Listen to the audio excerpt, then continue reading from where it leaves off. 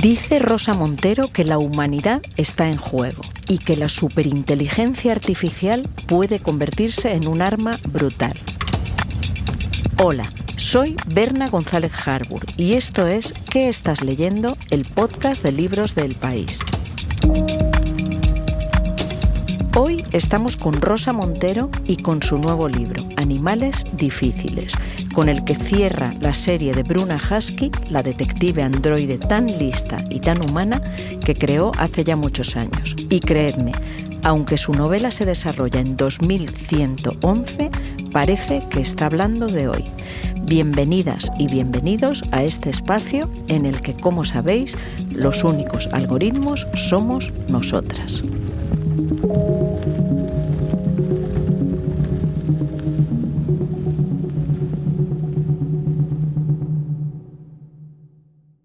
Berna. Rosa, ya estás aquí. Cariño. ¿Qué tal? ¿Cómo estás? Qué gusto verte, como siempre. Y qué bien vernos aquí en el retiro, por fin hace bueno, ¿no? Sí, creo que vuelve la lluvia, de todas maneras. Pero hoy hay tregua. Precioso, sí, ¿Qué sí. tal? ¿Cómo estás? Tan ajetreada como tú, creo. Sí, yo vengo de Sinaloa. Ya, no sé qué es. Bueno, no digo nada. Que te mandan una camiseta, luego te la Qué doy. monas son, sí. Las organizadoras de la feria, qué maravilla. Sí. Y tú también, de viaje en viaje. Sí, ahora me voy a Medellín en 2 días. Sí. Madre mía. Bueno, espero que al menos ahora charlemos y luego nos veamos en la Feria del Libro, Eso, seguramente. y ¿no? algún día cenar, digo Hombre, yo. eso está pendiente.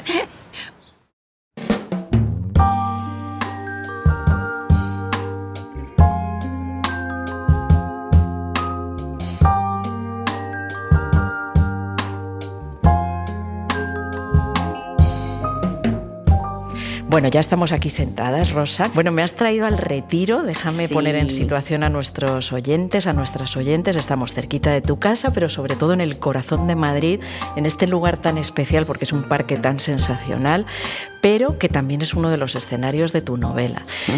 Quiero que me digas lo primero, ¿por qué estamos aquí? ¿Por qué has elegido el retiro? El retiro siempre me ha fascinado. De pequeñita yo vivía lejos de aquí, soy del barrio de Cuatro Caminos, y cuando me traían al retiro a pasear, que te traían aquí de pequeña, recuerdo mi fascinación con los grandes leones de bronce, las sirenas del estanque, y me prometí a mí misma que algún día viviría al lado del retiro y lo he conseguido. ¡Qué maravilla! Y me parece que es es el corazón de Madrid, el retiro. Yo lo amo, todos los días lo paseo con mi perra y no sé, es que es un sitio tan hermoso. Me he visitado casi todos los parques del mundo conocidos y no sé si es ya una cosa personal, pero yo creo que este es el más bello. Primero, es uno de los más antiguos, tiene 400 años, ¿no? Y luego es que es tan plural, la fiesta que es para la gente aquí, ¿no? Se reúne todo el mundo de Madrid de todo tipo, desde el pijo que va vestido con la ropa deportiva para dar un trotecito, pero que le ha costado, lleva 100.000 euros encima, ¿no?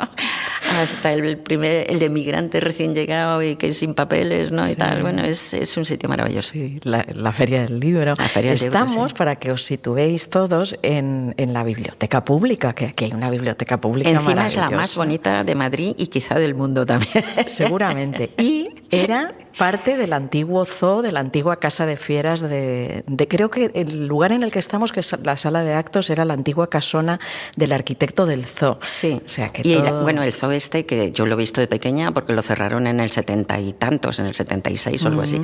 Era un sitio, es un zoo del siglo XVIII, arquitectónicamente es súper bonito, pero claro, el zoo era una peste, era una cosa horrible. Había ahí una especie de pozo ahí central en donde yo he visto un oso blanco en Madrid, Dios el pobrecito ahí, y los leones y los tigres completamente neuróticos en unas cajas terribles. En fin, cuando yo lo veía de pequeña me ya te dolía el hiciste corazón, sí. Animalista en ese momento.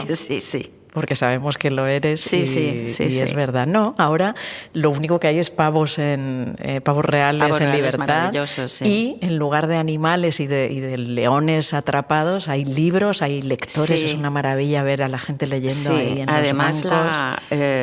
la reestructuración que han hecho de la biblioteca, del zoo, quiero decir, para convertirlo en biblioteca, es bellísima, es una caja de cristal dentro de los edificios que había antes. Y yo creo que el buen rollo de esta biblioteca pues endulza un poco el resto de dolor animal que queda, ¿verdad? Claro que sí. Bueno, y además estamos aquí porque tu novela, Animales difíciles, es, bueno, ya lo he dicho, de tu detective androide Bruna Husky.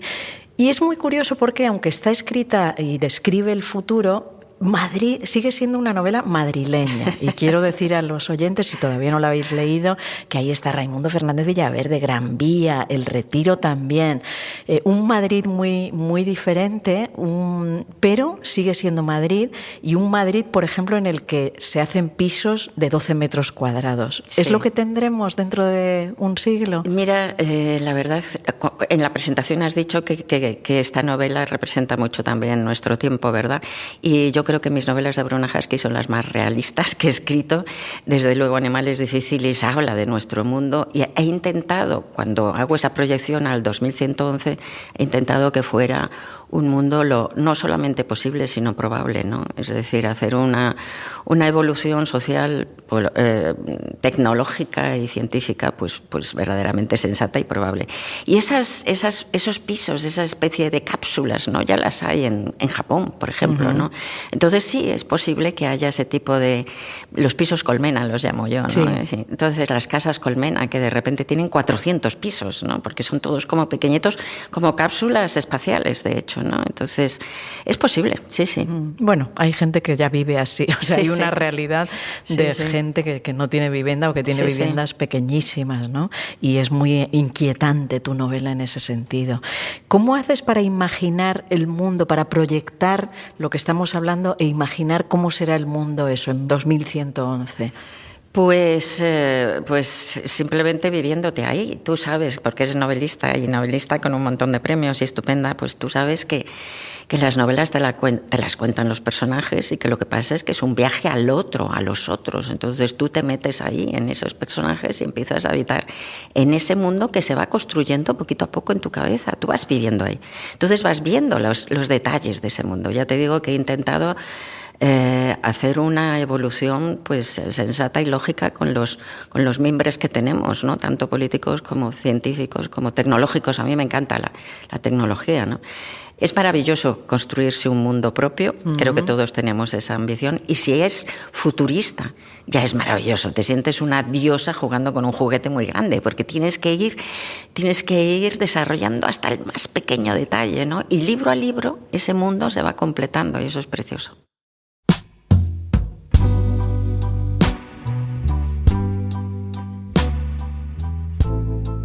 Los cambios legales que estaba impulsando el presidente en funciones, Arthur Dong, no ayudaban. De creer a su amigo Yanis, el mundo se estaba sumiendo en una profunda descomposición social. Fuerzas reaccionarias recorrían el planeta, intentando derribar la joven Federación de los Estados Unidos de la Tierra y recuperar las viejas patrias. O eso decía Yanis, aunque el pobre archivero siempre había sido muy alarmista, en especial en los asuntos relacionados con la política. Dong no es más que un títere de los grandes poderes económicos. ¿No te has dado cuenta? Sobre todo de Minerva, repetía. Minerva era la mayor corporación de los EUT, especializada en inteligencia artificial.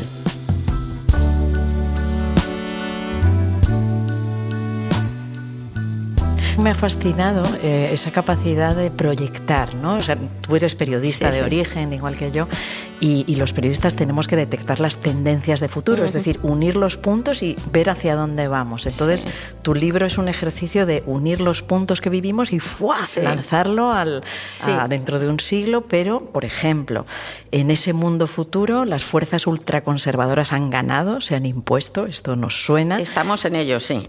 Exacto, y hasta Madrid tiene una presencia presidenta que dices de la misma cuerda que el de los Estados Unidos de la Tierra. Bueno, no es Madrid, es la región de España, porque es que en el mundo de Bruna Husky hace 13 años que se ha creado una nueva meganación con todas las naciones de la Tierra. Se han creado los Estados Unidos de la Tierra. Es una nación muy joven, una supernación muy joven, y es una democracia pues bastante fallida como la nuestra. Entonces también hay presidentes regionales, pero las regiones son España, Francia, las regiones, las antiguas naciones, ¿no? Y esa presidenta, pues es verdad que la gente dice se parece a Díaz Ayuso, pero yo no he pensado para nada en Díaz Ayuso. Aquí se llama Ortiz, si no me equivoco. Ortiz, ¿verdad? y no he pensado en ella, no está hecha en clave, como no están hechos en clave, no he querido retratar a Trump, he querido hacer prototipos. Entonces, esos prototipos de esa gente que no se les cae de la boca la palabra libertad, pero que en realidad solamente están hablando de la libertad del dinero, de la libertad del mercado, ¿no? De la libertad del capitalismo feroz. Pues si tú lo lees ahora, pues a lo mejor en esa mujer reconoces a Díaz Ayuso. Si lo lees hace 30 años, reconoces a Margaret Thatcher, ¿no? O sea, son prototipos. ¿La humanidad está en juego? Sí, yo creo que estamos en una frontera verdaderamente tremenda, como nunca se había vivido antes. Mira, Berna, me he pasado la vida luchando contra ese sesgo cognitivo estúpido que nos hace creer que lo que vivimos es lo más importante que ha pasado nunca, ¿no? Cuando te decían, por ejemplo, es que la violencia que hay ahora, y dices, bueno, claro, y en la época de los vikingos no había ninguna, ¿no? O sea, en fin, pero resulta que es verdad que estamos viviendo en una frontera que no se había vivido antes, en muchos sentidos.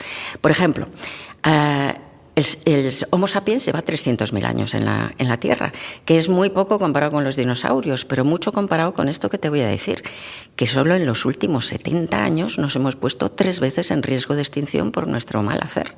Estamos en riesgo de extinción por la energía nuclear, en riesgo de extinción por el calentamiento global y ahora por la inteligencia artificial. O sea, que es que eso es insólito anteriormente, ¿no? Entonces, si insistimos, lo vamos a conseguir, ¿no? O sea, es que estamos ahí... Jugando a los dados. Jugando a los dados, pero vamos, jugando una ruleta rusa, verdaderamente. Eso por un lado. Por otro lado, nunca, jamás ha habido una aceleración tecnológica como esta, pero ni comparable. Es decir, el nivel de centuplicación de datos y de información de cada día, cómo se multiplica, es incomparable con nada. Entonces estamos en un disparadero. La tecnología de la IA es incomparable con nada en cuanto a la capacidad de revolución de todo, ¿no? Entonces realmente estamos viviendo en un mundo algo que nunca jamás se había vivido antes, ¿no? Y por un lado es aterrador porque tiene muchos peligros en todos los sentidos. Por otro lado es fascinante, ¿no? A mí me fascina. Sí. ¿Y crees que la inteligencia artificial entonces realmente nos amenaza? Nos amenaza enormemente, no lo creo yo solo, ¿no? Nos amenaza en muchos sentidos. Hay varios niveles de problemas de la inteligencia artificial. Dicho esto, la inteligencia artificial, por supuesto, es tan poderosa, es magia potagia, nos resuelve la vida en tantas cosas, por eso estamos todos metidos ahí como vamos, rendidos a los pies de la inteligencia artificial. Puede hacer cosas increíbles, por ejemplo, en medicina ya se han puesto chips en la médula de parapléjicos y han echado a andar, ¿no? Cosas así. Pero efectivamente hay varios niveles muy preocupantes. El primero, bueno, es la pérdida de empleo, que es el que menos me preocupa a pesar del dolor social, porque siempre se destruyen pero se crean otros y además, aunque no se crearan suficientes, a lo mejor se puede llegar a otras soluciones, renta universal, etcétera, etcétera, ¿no? Los partidarios furibundos de la inteligencia artificial creen que va a librarnos del trabajo, la inteligencia artificial, y que nos va a librar incluso de la muerte, que nos va a hacer eternas. Bueno, así que ese nivel lo voy a dejar. El siguiente nivel ya es más peligroso, porque la inteligencia artificial no es un telar mecánico, ¿no? Como en la revolución industrial. Es que la capacidad de la inteligencia artificial para manipular nuestras cabezas es total, para marcarnos lo que queremos, lo que queremos comprar, lo que queremos votar, lo que queremos pensar, o sea, lo que todo. Podemos ser peleles. Los neurocientíficos más importantes del mundo, como Rafael Yuste, llevan años clamando en el desierto pidiendo que se incluyan en los derechos humanos los neuroderechos. ¿Qué es esto? Derecho a que no se metan en tu cabeza sin tu consentimiento, porque estamos ahí en un peligro bestial. Ese ya es para poner los pelos de punta, pero el peor es el peligro de la superinteligencia, ¿no? Estamos construyendo una superinteligencia inhumana, que quiere decir que no es humana y no vamos a entender qué es ni cómo es, y que los expertos dicen que puede llegar antes de 50 años y que bueno, vamos a ser como las hormigas de esa inteligencia. ¿Las hormigas pueden entender lo que es un ser humano? No. ¿Las hormigas pueden controlar a los seres humanos para que no pisoteemos los hormigueros? Pues tampoco, ¿no? Entonces, no es que vayan a haber robots malignos como fumanchús de hojalata, ¿no?, que quieran matarnos, eso es una tontería. Es que esa super mega inteligencia que no tenemos ni idea de cómo va a ser, de a qué bola va a ir, de cuáles van a ser sus intereses, pues un día puede decir: voy a utilizar estos átomos de carbono para otra cosa, y los átomos de carbono somos nosotros. Y este miedo de la falta de posibilidad de controlar esa superinteligencia no lo digo yo solo, lo dice gente como Geoffrey Hinton, que es el último premio Nobel de Física y que es uno de los padres de la inteligencia artificial y que se marchó en 2023 de Google para poder denunciar que la inteligencia artificial nos puede llevar al exterminio.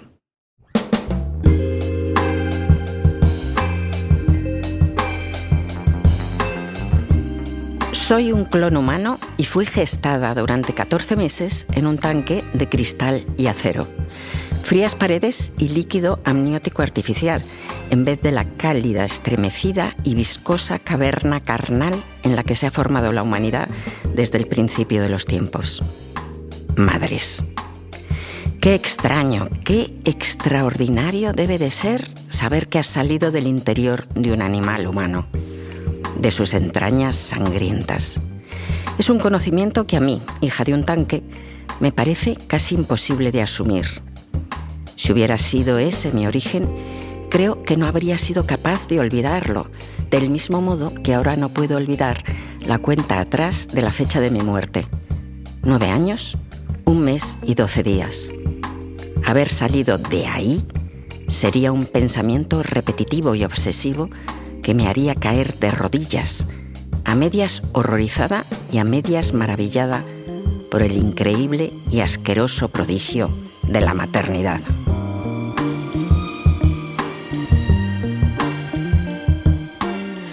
Vamos un poquito con Bruna. Bruna se está haciendo mayor, aquí siente la fragilidad de su cuerpo, que le han cambiado además, y siente que se acerca a su caducidad. Eso está constantemente presente.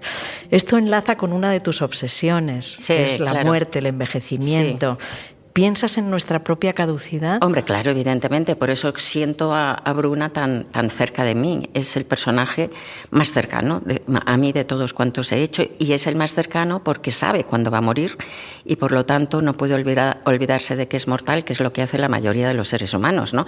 Viven como si fueran eternos, salvo un puñado de neuróticos como Woody Allen y como yo, como Viggo Mortensen, que leí un artículo, una entrevista que le hicieron y decía: todos los días pienso en la muerte. Yo dije: zasca, este es de los míos. Sí, sí.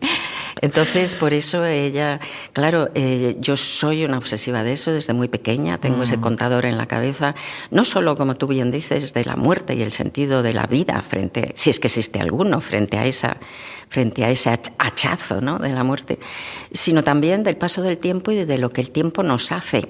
Y nos deshace, porque vivir es deshacerse en el tiempo, ¿no? No es ya solo la vejez, uno envejece desde la cuna, ¿no? El paso del tiempo es que nos va robando futuro desde que somos pequeños, ¿sabes? O sea que, entonces, esa cosa vertiginosa que el tiempo tiene, somos criaturas en el tiempo, ¿no? Entonces eso es una obsesión para mí, y eso es una obsesión para Bruna, por eso la siento tan cerca. Uh-huh. Sé, porque te conozco y hemos compartido otras charlas y diálogos, que estos libros de Bruna ciertamente te tocan el corazón, posiblemente más que otros tuyos. Sí. Bueno, acabas de declarar que Bruna es la más próxima de tus personajes y que te hace mucha ilusión, lo sé, estos libros más que otros. ¿Por qué cierras la serie?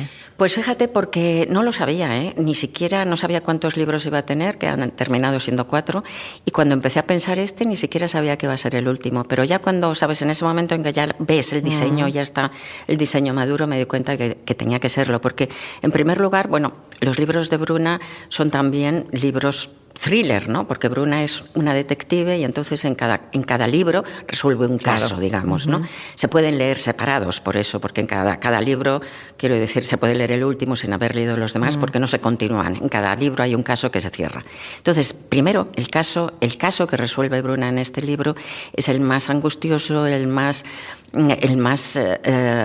intenso y el más resbaladizo de todos ellos, porque el peligro del que habla es un peligro real para todos nosotros en el mundo real. Es en primer lugar. Así que es un caso verdaderamente muy peliagudo y muy oscuro.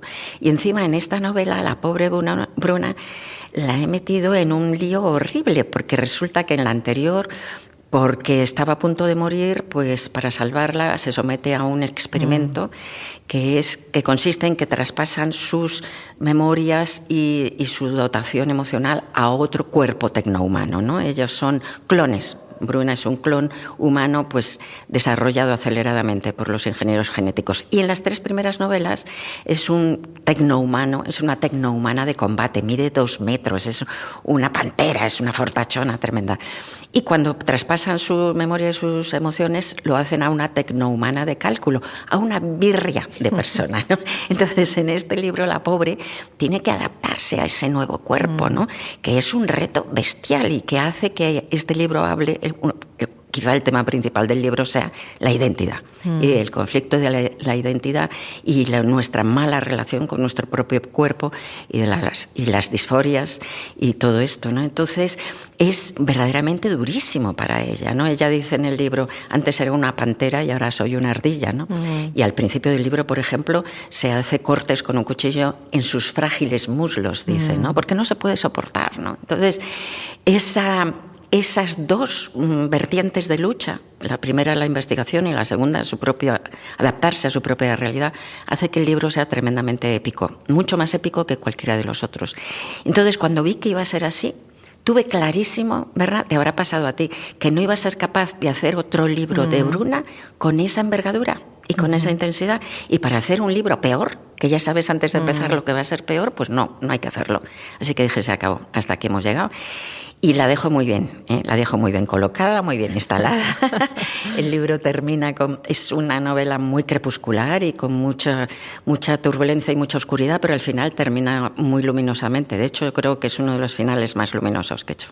Bueno, y sobre todo, yo creo que nos acompaña ese espíritu que le has metido de la edad, ¿no? De algo de lo que no solemos querer hablar, lo hemos dicho, el envejecimiento, el cuerpo, que ya no es el mismo que era. Exacto, sí. Pero que es algo una metáfora que de todos la edad también. Tus lectoras, lectores, todos los que nos están oyendo van a empatizar enseguida, ¿no?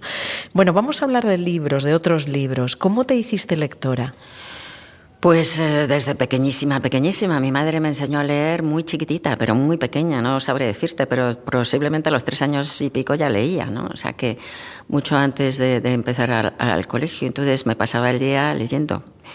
Así que no recuerdo qué cuentos serían los primeros, pero vamos, sí recuerdo unos libros que en mi casa no había libros, pero bueno, me empezaron a regalar, un paquetito de 4 libros que venían en una caja, que eran 4 cuentos, recuerdo 2 nada más, los debí leer con 5 años o algo así, y uno era El gigante egoísta, de Oscar Wilde, y lo recuerdo muy bien porque con ese libro descubrí la muerte, ¿no? Que en realidad la conciencia de la muerte se adquiere a los 5 años o así.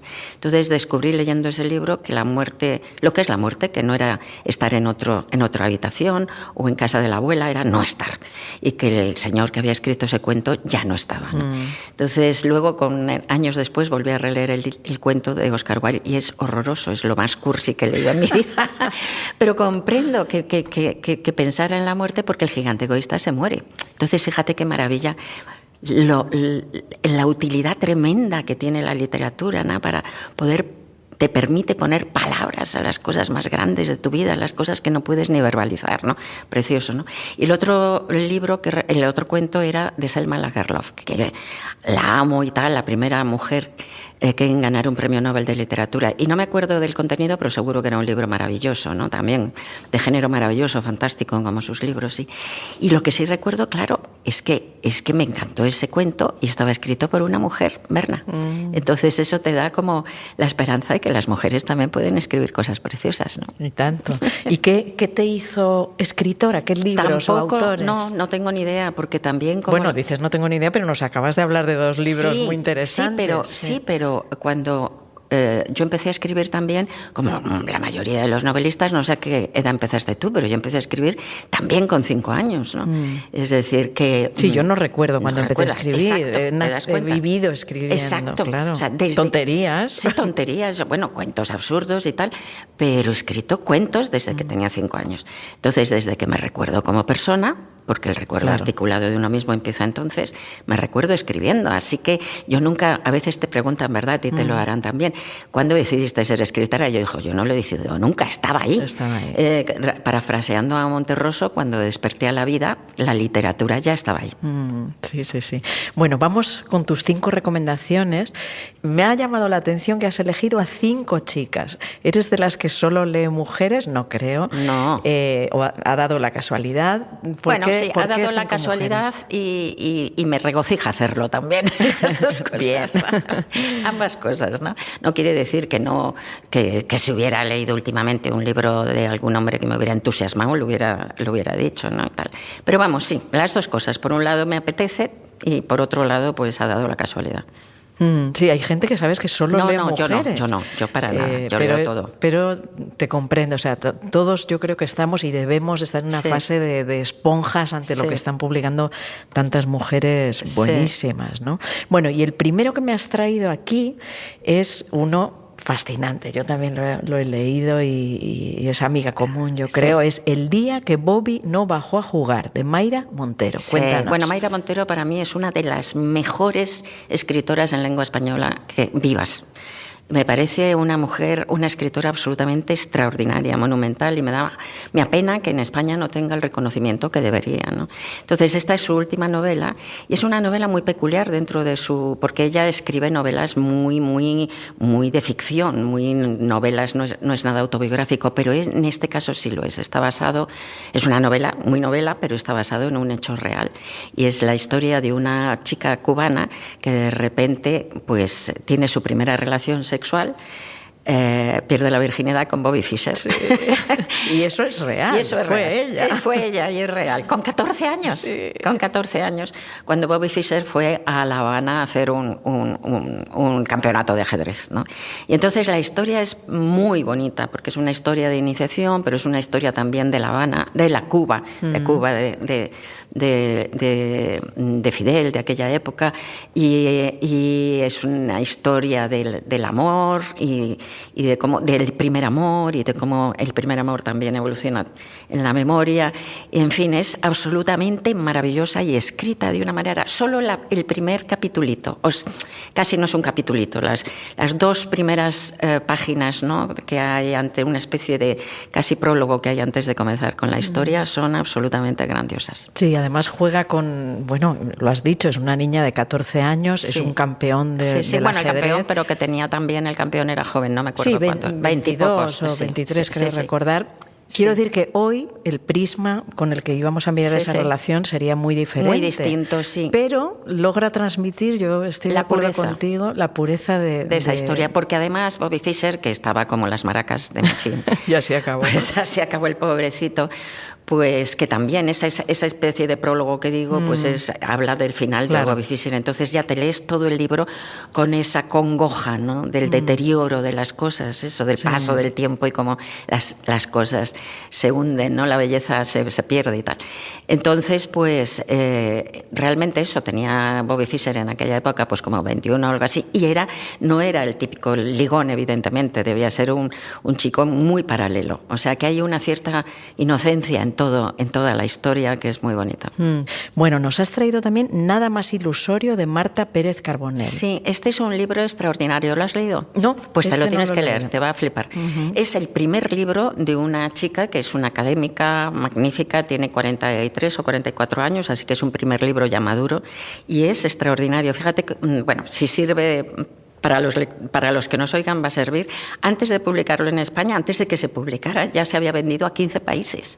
O sea, porque es que es maravilloso. Es un libro sobre la realidad y la irrealidad. Cómo nuestra imaginación altera la realidad, cómo vivimos en lo que inventamos, cómo vivimos en lo que narramos, cómo lo que narramos y lo que inventamos altera nuestra verdad y cuánto de culpabilidad y de posibilidad de redención hay en ello, ¿no? Entonces es un libro de historias dentro de historias tan bonito. Es un poco casi como Sherezade, no sé, precioso. Fascinante para ser un primer libro, un grandísimo primer libro, vamos, verdaderamente maravilloso. Qué bien, pues me lo apunto porque efectivamente no me lo he leído. Tenemos también, sí, lo conozco bien, maravilloso, La seducción de Sara Torres. Cuéntanos. Pues mira, me encantó. Fundamentalmente, Sara Torres es una escritora muy joven, creo que tiene 33 años, y me encantó sobre todo, aparte de novelista, es poeta, me encantó sobre todo por su lenguaje. El lenguaje es absolutamente grandioso. Entonces es una historia la historia de amor de una chica fotógrafa con una escritora mayor, una chica fotógrafa joven con una escritora de 50 y tantos. Entonces la historia quizá sea un poco ingenua la historia, lo cual es normal para la edad, para una escritora tan joven. 33 años. Sí, 33 que este años. libro debe tener ya un par de años. Porque igual. Sí, evidentemente. Entonces, quizás sea un poco ingenua la historia, lo cual es normal para su edad, pero el estilo, la manera en que la cuenta es deslumbrante. Tiene una voz tan única, tan de diamante, esa manera, esa escritura que a mí me encanta, ¿no? A mí no me gusta la escritura así como hiperbarroca y tal, ¿no? Me gusta aquello que es, como decía, le preguntaron a Anatole France, ¿cuál es la frase más bella? Y dijo, la más corta. La más corta, sin perder sentido, profundidad, claro, evidente. Entonces ella tiene esa manera de tallar los pensamientos, de tallar las imágenes. Tan bello que me ha encantado. Ha sido casi como un libro que se escucha cuando se lee. Sí, no sé si la conoces a ella. Sí, la conocí el otro día. Porque hicimos un podcast en Eñe con Juan Gabriel Vázquez, también Javier Cercas, y estaba ella, y nos deslumbró porque también habla así. O sea, no solo escribe así, sino que habla así. Es muy deslumbrante, la verdad. Bueno, tenemos también un libro que además que compraste delante mío en Gijón, que es Los parques de atracciones también cierran, de Ángeles Caballero, compañera, por cierto, periodista del País también. Sí, pues me llamó muchísimo la atención porque es un libro de duelo, escrito es un libro de duelo, de rememoranza y escrito desde un sentido del humor tan fino, tan conmovedor, tan cervantino, no sé, tan compasivo, ¿no? Que me ha parecido precioso también, muy bonito, sobre todo las tres cuartos primeras partes del libro son, yo diría que perfectas en lo que quiere ser, ¿no? Es muy bonito, muy conmovedor, muy delicado en el tono es entre el humor y el dolor, precioso. Sí, y la compasión. Muy de piel, ¿verdad? Muy de piel, sí. Bueno, y por último nos has traído El final del bosque de María Faz, de la editora de Alfaguara. ¿Qué tal está? Pues me ha encantado. Oye, mira, es una novela negra, digamos, pero una novela negra no solo con una cosa así como policíaca, sino lo que tiene es una novela negra existencial, ¿no? Una novela negra de los sentimientos, que saca de los personajes lo peor y que además, cuando todo se está poniendo oscurísimo, es capaz de darle un giro de humor muy interesante, ¿no? Y luego con una reflexión sobre la locura espeluznante. Entonces es un libro bastante sobrecogedor, ¿sabes? Que transita por un lugar muy difícil y poco transitado. Bueno, nos has traído negritud, nos has traído duelo, nos has traído seducción. Es muy variado este panorama y nos quedamos con todo ello. Enseguida vamos a despedirnos, pero antes vamos a escuchar las recomendaciones que nos hace esta semana Babelia.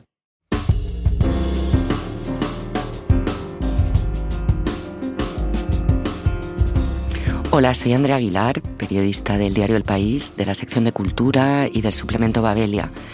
Quería hablar de un reportaje que hemos presentado en la portada de Babelia, que estaba dedicado a un grupo de escritoras: Elena Garro, Marbel Moreno, María Luisa Bombal, Sara Gallardo, Armonía Somers, Marta Lynch, Rosario Castellanos, Alejandra Pizarnik o Alba Lucía Ángel. Las obras de todas ellas están siendo recuperadas por editoriales grandes y también por sellos pequeños e independientes.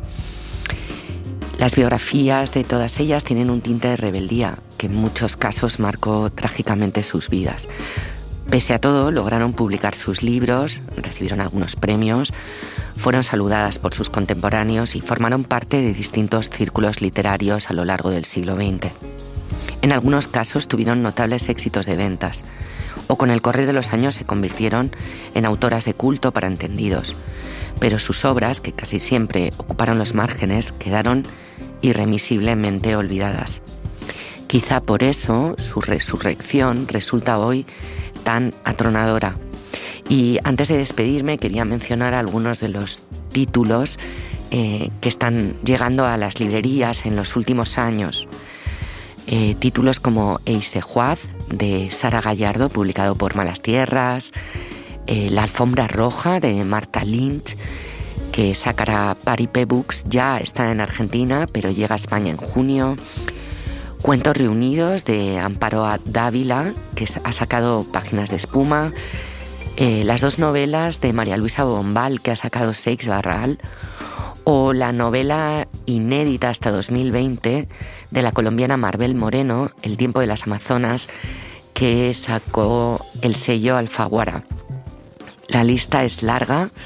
Armonía Somers, como he dicho antes, y por supuesto Elena Garro, una autora que está viviendo una gran resurrección.